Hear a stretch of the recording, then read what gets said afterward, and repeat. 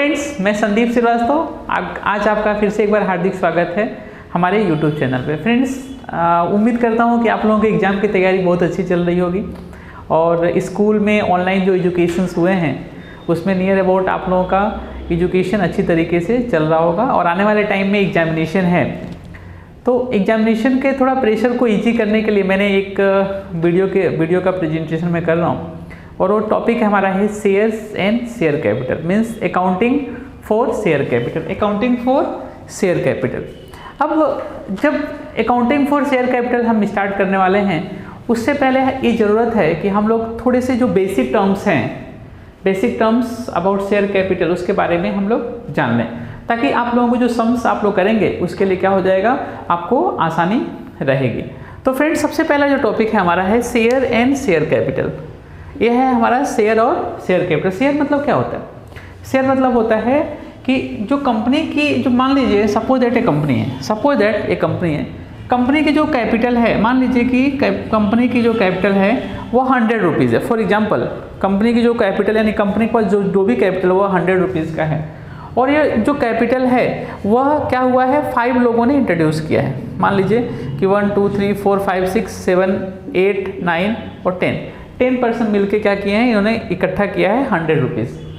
तो ये क्या है, ये स्मॉल यूनिट कितने रुपीज़ का, मान लीजिए 10 रुपीज़ का है, यानी A10 सब 10 रुपीज़ की प्राइस है। सब ने क्या किया, कंट्रीब्यूट किया है। सब ने कंट्रीब्यूट किया 10 रुपीज़ और 10 रुपीज़ ईच पर्सन, तो 10 इंटू 10 इसका तो क्या हो जाएगा 100। तो ये आपका 100 रुपये। तो ये जो 10 रुपीज़ सब ने इकट्ठा किया है और वो जब कंबाइन हुआ है तो वह क्या बना है, 100 रुपीज़ बना है। तो यह होगा शेयर कैपिटल। और शेयर क्या हुए आपके, ए हुए शेयर मीन्स जो स्मॉल यूनिट होता है। शेयर मतलब होता है जो कंपनी की जो टोटल कैपिटल होता है उसको हम डिस्ट्रीब्यूट करते हैं नंबर ऑफ शेयर होल्डर। तो जो भी आता है उसको हम क्या बोलते हैं, शेयर्स, यानी एक शेयर्स।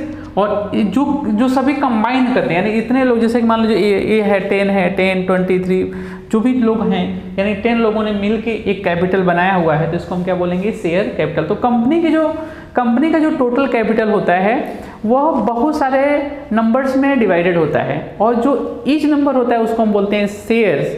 और जो वो शेयर को परचेज करता है उसको क्या बोलते हैं, अपने शेयर होल्डर बोलते हैं। और शेयर कैपिटल किसको बोलते हैं, सभी ने क्या किया, कैपिटल इकट्ठा किया, कंट्रीब्यूट किया और यहाँ पे 100 रुपीज़ इकट्ठा हो गया, तो वह क्या हो जाएगा, आपका शेयर कैपिटल हो जाएगा, हम कह सकते हैं। फ्रेंड्स, मैं फिर से रिपीट कर दूँ, जो शेयर लेता है उसको क्या बोलेंगे, अपने शेयर होल्डर्स, क्योंकि उसने शेयर को होल्ड किया है। अब इसकी ज़रूरत क्या है, सबसे पहले इसकी अगर इंपॉर्टेंस की बात करेंगे तो कंपनीज को शेयर कैपिटल की रिक्वायरमेंट क्यों होती है, तो मैं आपको बता दूं, 11th में आप लोगों ने ओशी या बिजनेस स्टडीज में आपने पढ़ा होगा कि कंपनी को फिनांस की ज़रूरत होती है, कंपनी को फंड की ज़रूरत होती है, कंपनी को पैसे की ज़रूरत होती है। तो कंपनी के जो पैसे होते हैं वो क्या होते हैं, बहुत मिलियंस रुपीज़ या बिलियंस रुपीज़ में या लैक्स करोड़ वॉट एवर हम कह सकते हैं, उसमें उसकी रिक्वायरमेंट होती है। तो जो सोल प्रोप्राइटर्स है, सोल प्रोप्राइटर मतलब क्या हुआ कि सिंगल ओनर क्या करता है, बिजनेस स्टार्ट करता है, उसमें टोटल कैपिटल क्या होता है उसके पास, उसी की लगी होती है। लेकिन व्हाट अबाउट कंपनी को क्या होता है, ह्यूज कैपिटल की रिक्वायरमेंट होती है, बहुत ज़्यादा कैपिटल की रिक्वायरमेंट होती है। तो उस कैपिटल को फुलफिल करने के लिए सिंगल पर्सन इनफ नहीं होता है, तो वह क्या करता है, वह पब्लिकली ऑफर करता है कि आप आइए और मेंबर बनिए, आप आइए और हमारे कंपनी के ओनर बनिए और जो भी प्रॉफिट होगा हम सभी लोग क्या करेंगे, डिस्ट्रीब्यूट कर लें एज ए डिविडेंड। आपने सुना होगा वर्ड डिविडेंड।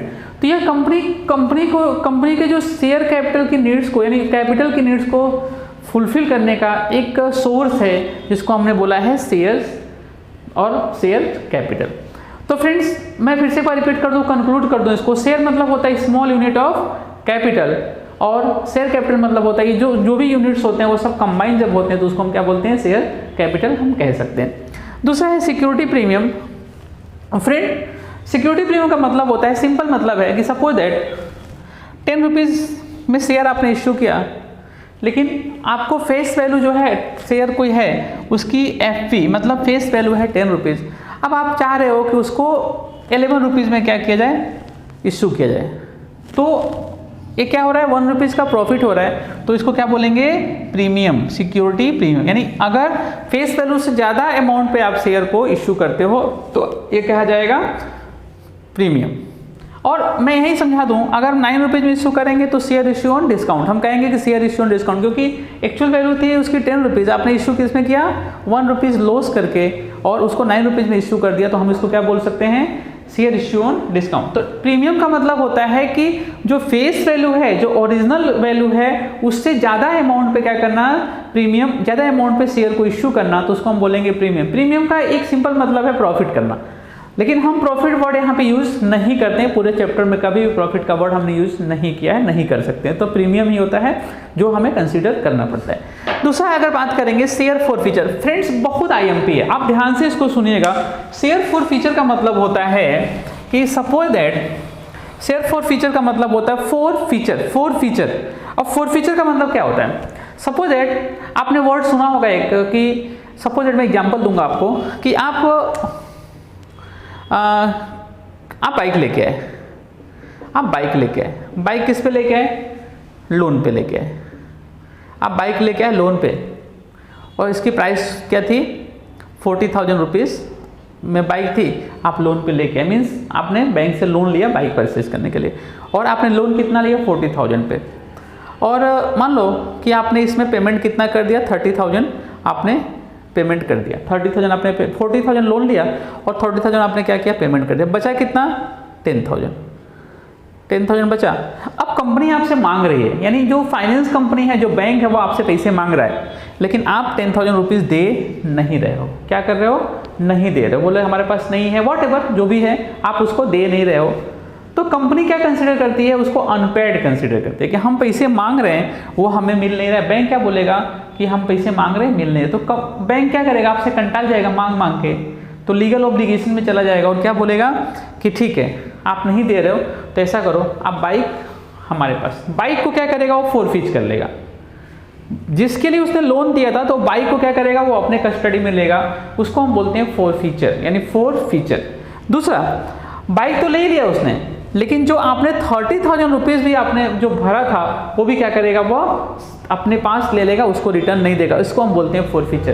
तो शेयर में क्या होता है फ्रेंड्स, अगर हम शेयर की बात करें, शेयर में भी सेम ऐसा ही होता है कि शेयर जब इश्यू होता है तो शेयर इश्यू ऑन, देखिए सबसे पहले शेयर जब हम इश्यू करते हैं तो सबसे पहले एप्लीकेशन मनी मिलती है आपको, इसका स्टेज है एप्लीकेशन, देन उसको हम अलॉट करते हैं, फिर फर्स्ट कॉल, फिर सेकेंड कॉल, फिर थर्ड कॉल, या आपके भी आगे भी fourth call, third, fifth call, ऐसा हो सकता है। नॉर्मली आपके सिलेबस में फर्स्ट, सेकेंड और थर्ड ही आएगा, ज़्यादा नहीं आएगा।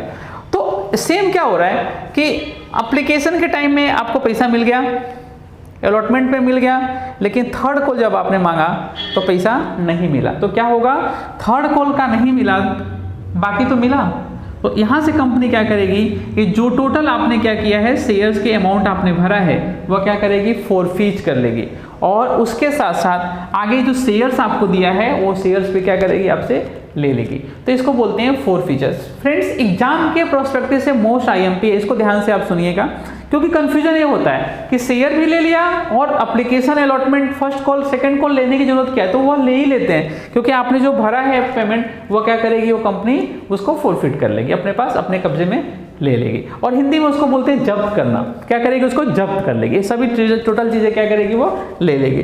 दूसरा है री इश्यू फॉरफीचर शेयर, अब कंपनी जो होती है वह शेयर एक बार लिया, अब क्या करेगी, या जो शेयर उसके पास है उसको क्या करेगी, री इश्यू करेगी, किस पे करेगी, री इश्यू, एक बार इश्यू तो पहले हो चुका है, लेकिन ये फोरफीचर का इश्यू है, तो फिर से क्या करेगी कंपनी, उसको फिर से वो इश्यू करेगी। दूसरा है under subscription of share. Under subscription of share का मतलब होता है कि जैसे सपोज दैट कंपनी ने 10,000 शेयर को इश्यू किया, 10,000 शेयर इश्यू किया, और एप्लीकेशन कितने क्या है, 9,000 शेयर क्या है, यानी 10,000 इश्यू किया, 9,000 क्या है, तो इसका मतलब होता है अंडर सब्सक्रिप्शन, यानी इश्यू कितने किया, 10,000, और लोगों ने कितना अप्लाई किया, 9,000, तो एक्चुअल यानी जो इश्यूड है उससे कम में जब एप्लीकेशन मिलता है आपको, तो हम बोलते हैं अंडर सब्सक्रिप्शन। इसके अपोजिट है, अगर सपोज दैट इश्यू किया कितना, 10,000, अगर इश्यू उसने किया कंपनी ने 10,000 पे, और एप्लीकेशन कितने के आते हैं 11,000 के, तो इसको क्या बोलेंगे ओवर सब्सक्रिप्शन। यानी इश्यू किया 10,000 शेयर, इश्यू किया 10,000 और लोगों ने अप्लाई किया 11,000, तो उसको बोलेंगे ओवर सब्सक्रिप्शन। तो अंडर सब्सक्रिप्शन मतलब कम, ओवर सब्सक्रिप्शन मतलब ज्यादा। आगे है equity share versus preference share. Friends ये लास्ट में मैंने जानबूझ के क्या किया है, इसको हाईलाइट किया है। जो कंपनी होती है वह नॉर्मली क्या करती है, इक्विटी शेयर इश्यू करती है। आप चैप्टर्स में देखेंगे, आपके सिलेबस के एक्सरसाइज में आप देखेंगे तो एक ही वर्ड आएगा equity share, equity share, equity share. लेकिन जो टाइप्स ऑफ शेयर्स होते हैं वो दो होते हैं, एक होता है इक्विटी शेयर और दूसरा होता है प्रेफरेंस शेयर। इक्विटी शेयर मतलब होता है equity share holders are the real owner of the company. Equity share जो होल्डर होते हैं वह रियल ओनर होते हैं, उनके पास क्या होती है वोटिंग राइट होती है। वो जनरल मीटिंग होती है तो वह क्या करते हैं वोटिंग कर सकते हैं, क्योंकि वह ओनर है, रियल ओनर है। इक्विटी शेयर का मतलब होता है कंपनी के जो रियल ओनर होते हैं उन्होंने क्या किया इन्वेस्ट किया, तो इसको बोलते हैं इक्विटी शेयर होल्डर। दूसरा है प्रेफरेंस शेयर, मतलब होता है प्रेफरेंस शेयर कंपनी इश्यू नहीं करती क्योंकि ये लायबिलिटी है। प्रेफरेंस शेयर का राइट्स है कि अगर कंपनी प्रॉफिट करेगी तो सबसे पहले जो डिविडेंड है वो किसको मिलेगा, प्रेफरेंस शेयर होल्डर्स को ही मिलेगा। ठीक है। तो दूसरा प्रेफरेंस शेयर होल्डर को वोटिंग राइट नहीं होता है क्योंकि वो ओनर नहीं है, एक प्रकार की लायबिलिटी है। एक प्रेफरेंस शेयर होल्डर क्या होते हैं, एक प्रकार की लायबिलिटी होते हैं। क्योंकि कंपनी भले प्रॉफिट करेगी, कम करेगी, ज़्यादा करेगी, सबसे पहले जो उसका डिविडेंड जो मिलेगा वो किसको मिलेगा, प्रेफरेंस शेयर होल्डर को ही मिलेगा। इक्विटी शेयर होल्डर को तब मिलेगा जब प्रेफरेंस शेयर होल्डर से बचेगा। अगर प्रेफरेंस शेयर होल्डर से अगर कोई मतलब प्रॉफिट मिला, अगर उसको देने के बाद बचता है, वो कौन लेता है, इक्विटी शेयर होल्डर्स करते हैं। अब दोनों में डिफरेंस क्या है फ्रेंड्स, मैं आपको बताया था equity share versus preference share. तो प्रेफरेंस शेयर का मतलब होता है कि लायबिलिटी है, कोई भी कंपनी इश्यू नहीं करना चाहती है, और ये इश्यू इसलिए करती है क्योंकि इसको एसेट्स मानती है। क्यों, क्योंकि अपने घर के ही है ना, हम नहीं देंगे तो भी चलेगा। आप तो ओनर हो ना, आप ओनर हो, आपको क्या टेंशन है लेने का। इसीलिए क्या होता है, कंपनी इक्विटी शेयर इश्यू करती है। अब दोनों में से बेस्ट कौन है, कंपनी पॉइंट ऑफ व्यू से बेस्ट है ए, कंपनी पॉइंट ऑफ व्यू से ए बेस्ट है इक्विटी शेयर। लेकिन इन्वेस्टर्स पॉइंट ऑफ व्यू से क्या जरूरत है, प्रेफरेंस शेयर बेनिफिशियल है, क्योंकि इस पे डिविडेंड फिक्स टाइम पे मिलता है और इस पे क्या होता है, डिविडेंड फिक्स टाइम पे नहीं मिलता है। लेकिन कंपनी क्या सोचती है, हम जो अकाउंटिंग कर रहे हैं वो कंपनी के बिहाफ पे कर रहे हैं, तो हमें ये सोचना है कि we have to issue only equity share